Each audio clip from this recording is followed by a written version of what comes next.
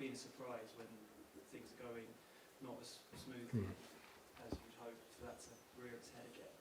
I mean, I guess my question is, were you expecting that at the first sort of sign of any issues? Oh, look, I think you just deal with it as I've always done. It's not my first experience. I mean, I think it was first maybe 2 or 3 games at Celtic, they were throwing tennis balls on the pitch, mate, in protest, actually disrupted games. So it's not the first time I've had to face this kind of thing. And I always feel my role in that is, again, not whether, it's not telling people what to do, but it's hopefully trying to guide the football club into a place where, all these things can be resolved, in a secondary way, where the focus, particularly on match day, is just on us winning games of football. And I think I always felt that's been my role, and that's what I've tried to do my whole career. Like I said, it's not the first time I've kind of been at a club where there's disenchantment with, whether it's a board or an owner or some aspect of a football club. The reason I don't take positions on this is because I think my more important function is to make sure that, the football side of, the football club I'm involved in is guiding us forward rather than sort of the other way around. Because I just think there's no real,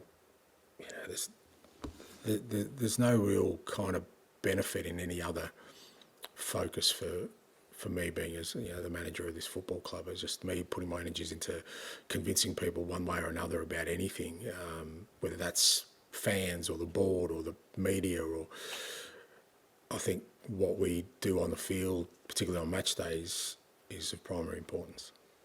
It feels like it's born of frustration from the lack of trophies. This seems to be the primary factor. Yeah. Obviously, this is a quarter-final, not final yet, but this is a chance. I mean, whilst your focus is on yourself and your team, do you feel like that winning a trophy could start to heal that? Well, it's the unknown, isn't it, Tom?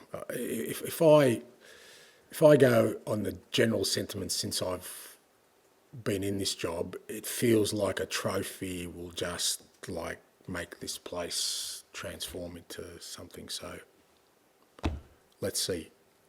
Me personally, like I keep saying, I want more than that. I just don't think it's just about getting a trophy. I think when you want to build a successful, sustainable club in terms of competing for trophies every year, it's more than that. But it wouldn't be the first time I was wrong about something, even while I've been in this job. But maybe a trophy is what it needs. I don't know. And just finally, when you were talking about Russell Martin and Gary O'Neill, it kind of goes against what you were talking about in terms of building something. I mean, what gives you the confidence that you're going to have that kind of... It could be confidence, could be naivety, could be I don't care, whether people, whether I'm allowed to see it out. I'm just not going to change. Look, I kind of maybe a dinosaur in that, but I still believe in legacy coaching. I still believe in doing things that will last and make a difference, and it goes in the face of everything else that's happening in the world of football. I mean, you guys will know better than me. I don't know what the average tenure of a Premier League manager is, but I hazard to guess be less than 18 months probably. I see very rarely managers going beyond their second year unless they've won something or the club's stuck by them for some particular reason. So, but I just, I keep saying I kind of feel blessed that I'm kind of, at the stage of my career where I am, where, I'm just not interested in any other kind of methodology in terms of coaching, of just going in and, winning something and then moving on and then winning something else. It's, I still believe in, the things I enjoy, like I said, stuff that lasts, and no one's found a way yet to do that in a quick manner. No one has in 1 year or in 2 years built something that's sustainable. Just they've had success, but then it usually falls apart pretty quickly after. So I'm not going to sort of change who I am at this stage of my career. But if I was starting out, I got no doubt I'd have a different mindset. You'd go in as a firefighter, you just go, what, I'll get some results, just get this club up and running, think that it's not going to last more than maybe 2 years, and see what my next move's going to be. Can you tell us more about Destiny? Was that just fatigue then? Well, he's probably the only one we haven't given a rest to. He actually wanted to continue on the night, so we kind of. But obviously the game had started well, so we took him off. And yeah, it's just fatigue, and again, the reality is if he plays tomorrow night, he won't play Sunday or vice versa, because he's one of the few. Like, we've managed to give Pedro a bit of a rest on the other side. I mean, the fullback positions are pretty demanding for us. But Destiny, every time I've kind of wanted to, he's had to play Europe because obviously Jed's not available for Europe, and since Ben's been out, he's just played every game, so it's just fatigue. You had regular on the bench for a couple of games, but he wasn't there. Yeah, he had a sort of he had a dental tooth extraction that kept him out of the weekend, so he was bedridden, but he's back available. He's back available. Yeah. Okay. Is he someone who's probably going to leave you next month? I just wondered if you weren't. You brought Jed back into the fold. Well, he's available, yeah. So he's available for selection, and again tomorrow, we'll get Biss back, but apart from that, that still means everyone else is out. So he'll definitely be back in the squad, and opportunity to use him here, because we'll have probably only 4 first-team players on the subs bench, of which he'll be one. Yeah. Just pick up on a couple of things. You said how important it is the crowd to get behind your team. Conversely, have you experienced in your career when negative reaction from the crowd has impacted the team? Does it impact them, this sort of noise around on the pitch? I think it does, in terms of, like I said, you when you play at home, I think it can be a major advantage when the sort of support is all aligned with everything else at the football club, for sure. It does help, but at the same time, you can't mandate that. You can't tell people how to feel, as I keep saying. So, if there are, sort of